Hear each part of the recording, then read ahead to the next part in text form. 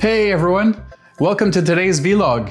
Today, we're road tripping around Greece, discovering parts that we've never seen or heard of before. Want to join us? Hop on in. Hey everyone, and welcome to our new vlog.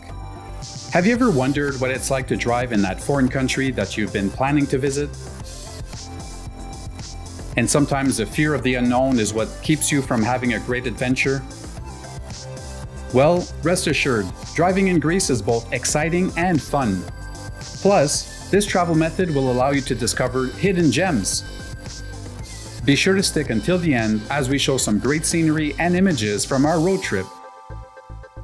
And feel free to subscribe to our channel as we continue our 25 days of discovering Greece. We thought it was fitting to share some great tips and information with you.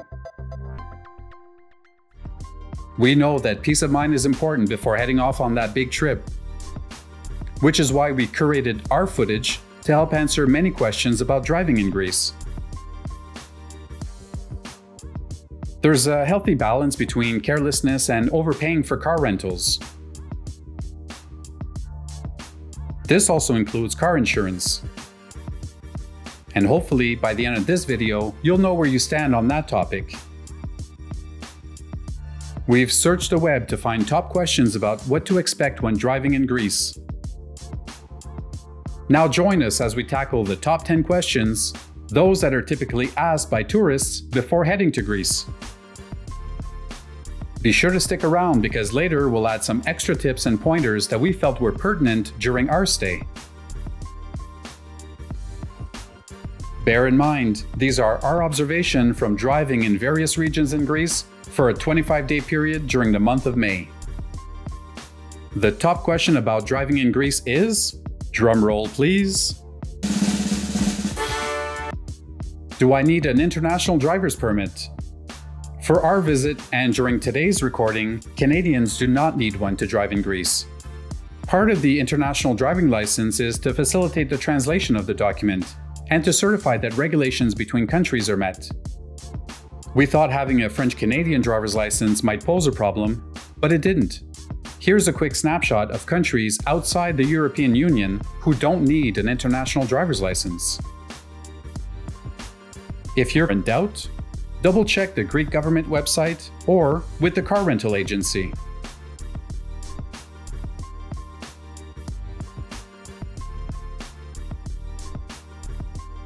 The second most popular question is it safe to drive in Greece? Perhaps this question deserves more reflection than we originally thought, since online statistics show that Greece is one of the most dangerous European countries to drive compared to the EU average. I was surprised about this question because I personally always felt safe when driving. Perhaps that's because I have a defensive driving style, which means a healthy balance between assertiveness, confidence, and awareness. It also helps to follow the guidelines, as well as keeping a safe distance with you and the car in front of you, you know, the 2-second rule. We also want to point out that when in Santorini, our friend Emma told us to really take care, because there are many fatal accidents on the island. Perhaps there are many reasons for this. For instance, there are no big highways.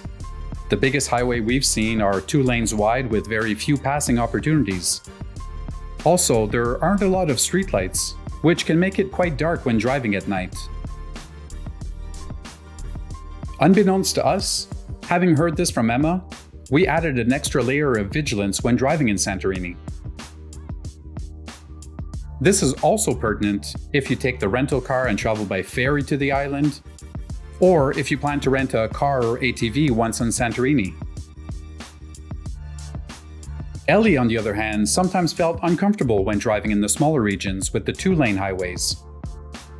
There were smaller connecting highways which you'll find on the way to Delphi and in the Mani region. And there were also very few passing lanes. At times we noticed drivers getting really impatient and passing even during a solid white line, or during curves. There were also awkward passing moments when slower cars and trucks ahead continued driving but on the shoulder to let others pass. This said, whatever your driving style, hopefully these tips can help as a reality check or confidence booster if you're on the fence about renting a car in Greece.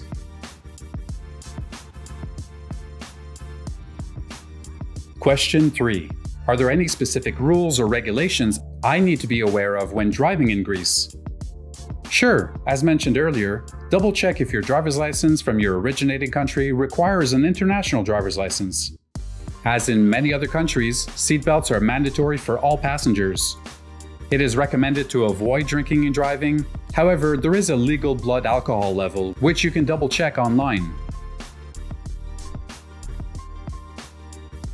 The use of cell phones while driving is prohibited. Our car rental had CarPlay, which facilitated the GPS navigation and qualifies as a secure alternative. On the same topic of regulations, you'll want to know that parking regulations vary from city to city. Double check the signs or ask locals. We'll dive deeper into this topic shortly. It is mandatory to have valid car insurance while driving in Greece. For this reason, the car rental already comes with a basic form of liability insurance. You do, however, have the option to purchase additional coverage for peace of mind. If you don't, you may be asked to leave a deposit in case something happens to the vehicle. Question 4.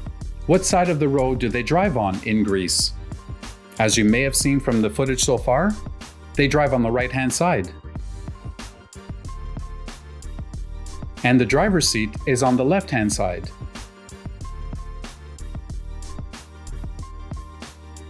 Question 5. Are the road signs in Greece easy to understand for tourists? Yes. Most signs are generally easy to understand, as Greece uses the international recognized symbols. Keep an eye out for language signs, which are mainly found in Greek or English. Symbol signs are quite recognizable, for instance speed limits, direction signs, and warning signs. Depending on the region you're planning to visit, some signs are strictly written in Greek, but with the help of Google Maps or Waze, you'll be able to navigate fine. This may be the right time to talk about it. Over the last few years, we've been purchasing eSIM cards for internet abroad. This trusty service has given us internet access to drive around in Greece, and even given us great signal in the Sahara Desert last year. We've been happy to use Airalo, which is why you'll find the link in our description. From there, you can find the plan for a specific country or region. Here's a quick look at the website.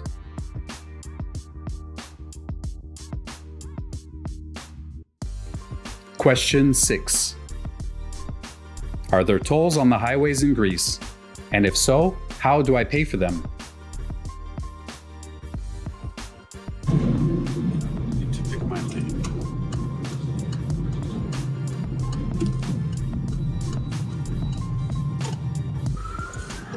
So we're 37 kilometers from our destination and we're down to €3.10. And this is going to cost us $2.90.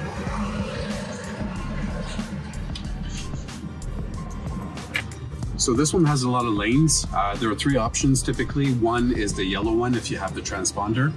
The next one is the blue one, which is the person there giving you the change. And the green one is the little basket where you put the money in and you get your change, which is really cool. At first, we weren't really accustomed to going into the green, which is putting your own coins. We always wanted to go to, because we didn't know if it gave some change. Some places you have to put the exact change, but in this case, so at the beginning we relied a lot with the people to give us the change, and then once we got used to it and we had the correct change, we found out that, oh, they actually give you back the change that's necessary. And that's it, so just pick the lane that's faster for you. And sometimes there is no green one, like this there is. And here there's no green one, so the line is up here. Yes, us. Faristo. 2 words you need when you're, well, 2 words you don't need, but 2 words that help out if you want to communicate with them. Typically they do speak English though in the toll booths, but you can say yasas, which is hello, and faristo or efaristo. I'm not pronouncing it 100%. I think it's even efharisto or something like that. But these two words, hello and thank you, and then you're done.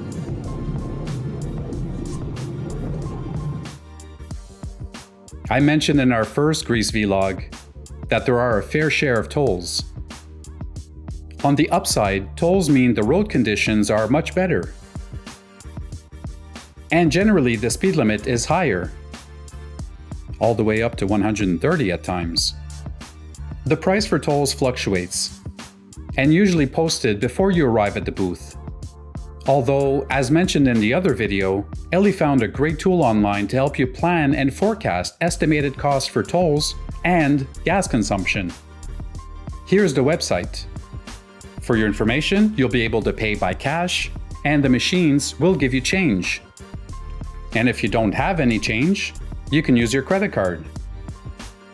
There was this one time where I had to pay twice. I think my mistake is that I dropped the coins while the gate was still up from the previous car. In any case, make sure that if you're taking the self-pay option, that you wait for the gate to fully close when the car in front of you leaves. Because I might have paid too quickly and the machine didn't fully register that there was a new car paying. So I had to drop more coins in the basket. No biggie. Question 7.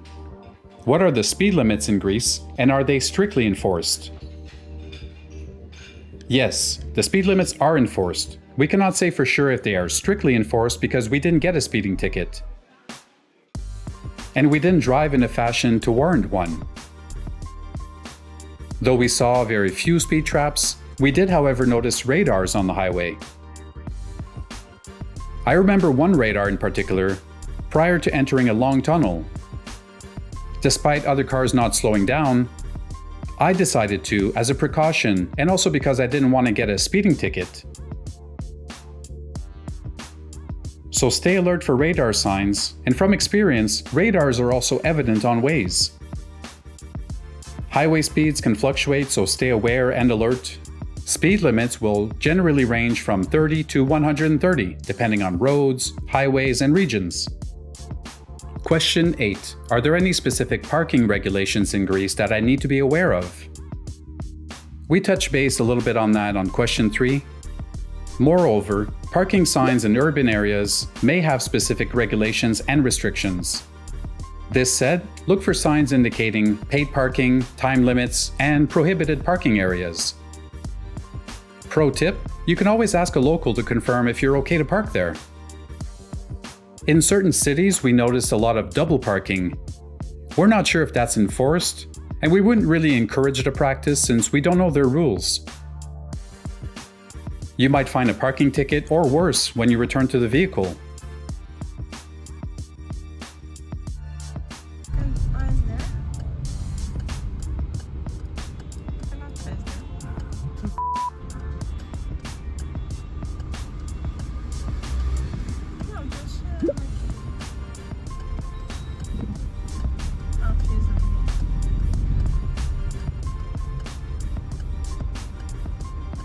Stick with us until the end as we talk about parking experiences in cities like Athens, Santorini, Areopolis, Nafplio, and more.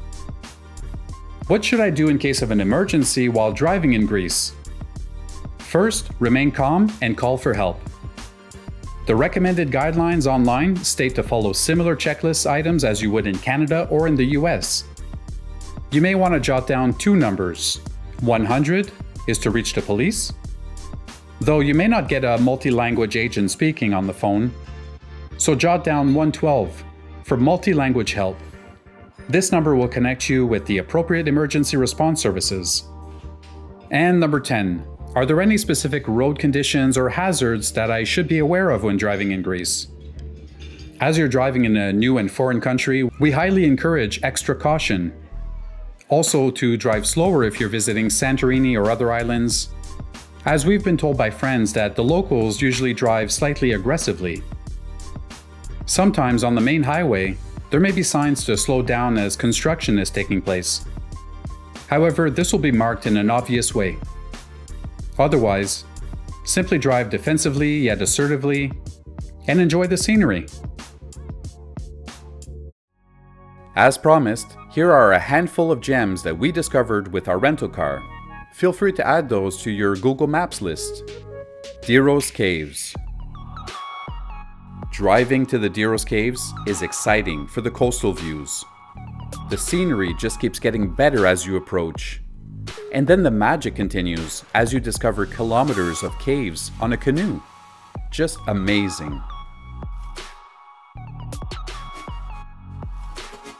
Locals that we've met in Greece have emphasized that Samos is the beach. A rental car is a must, as you need to trek on regional roads, plus take a ferry. But it's so worth it. We hit the jackpot because we found a great restaurant for a late breakfast, and we met Idia, who was a jewel helping us with Greek translation as we made adjustments to our travel accommodations. And then the cherry on top was to discover the desert beaches.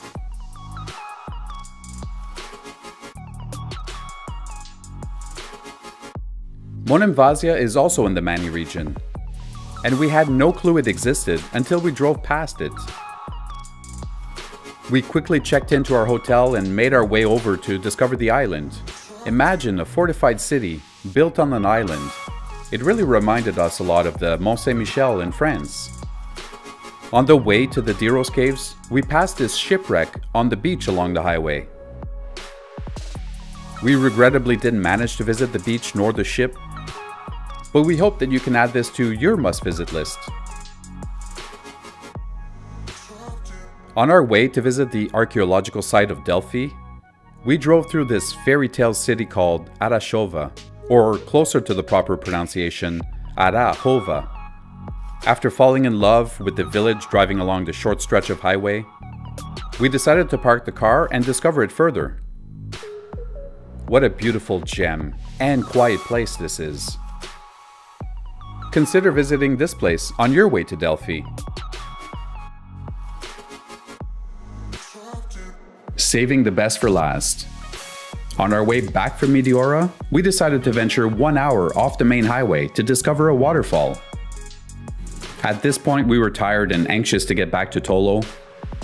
As we drove deeper into the woods, I wondered if it would be worth it, especially with the weather being gray and all. Wow, my mind was put to rest when I saw this with my own eyes. Hopefully you can make the trek to visit some or all of these wonderful places. First, you'll need a car.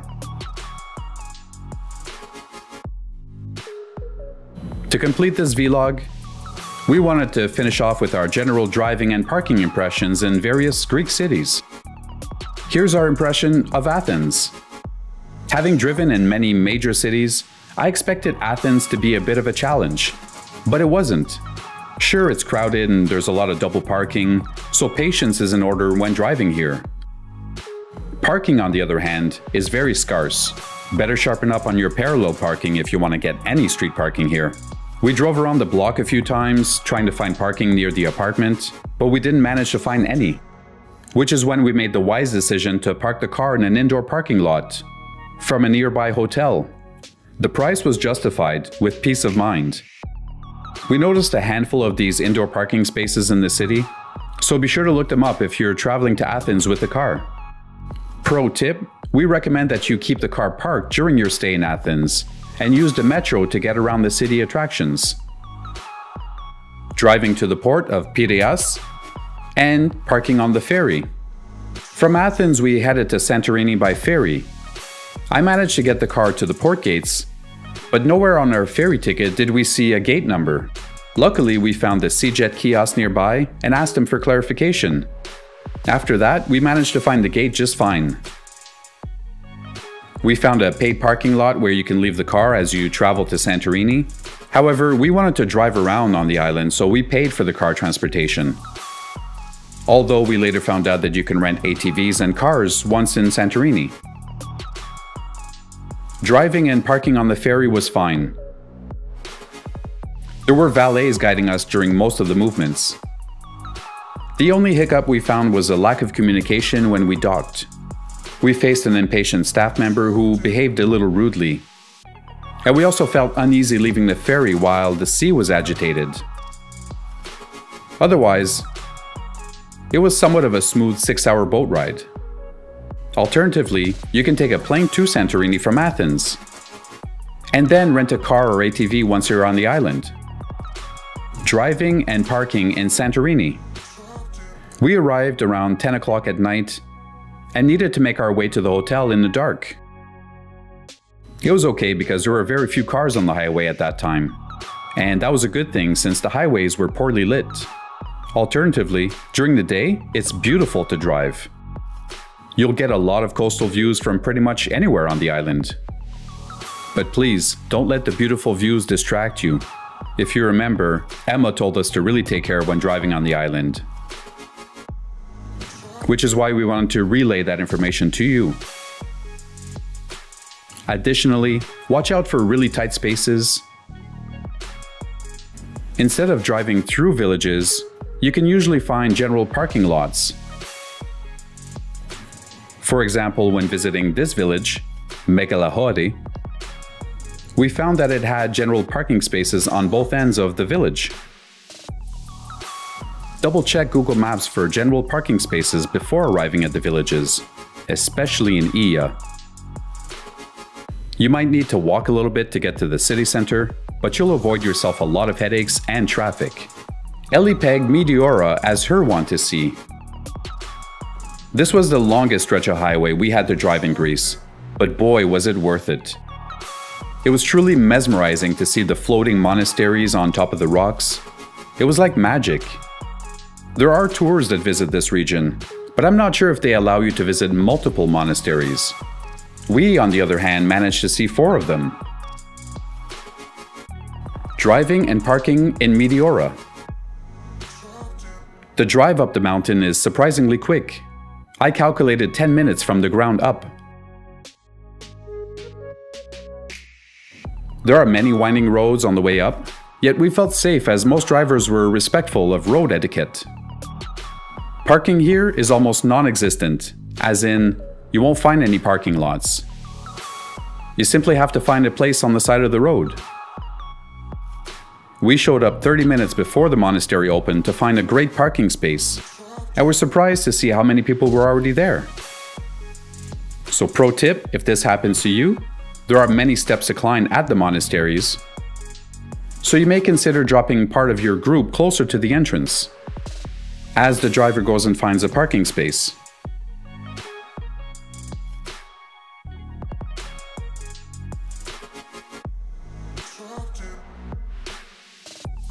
Lastly, driving and parking in Nafplio. We loved Nafplio. We probably visited a handful of times. On our first day, we tried finding parking near the port, and we were quickly discouraged with the amount of cars already in the parking lot. However, from that point on, we always managed to find parking on the streets. We double-checked with the locals before leaving the car, and they assured us that we were okay. Driving in Nafplio was a breeze, although they have a lot of double parking here too.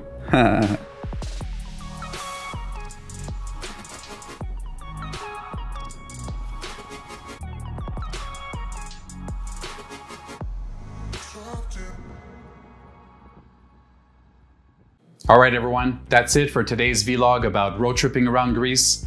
We hope that you found tons of valuable information in today's video, and please, you're welcome to come back and watch it at any point in time. We are so close to getting monetized on YouTube at this point, and we have you to thank for that. Every little bit helps. And as usual, we're brewing a new vlog for next Sunday.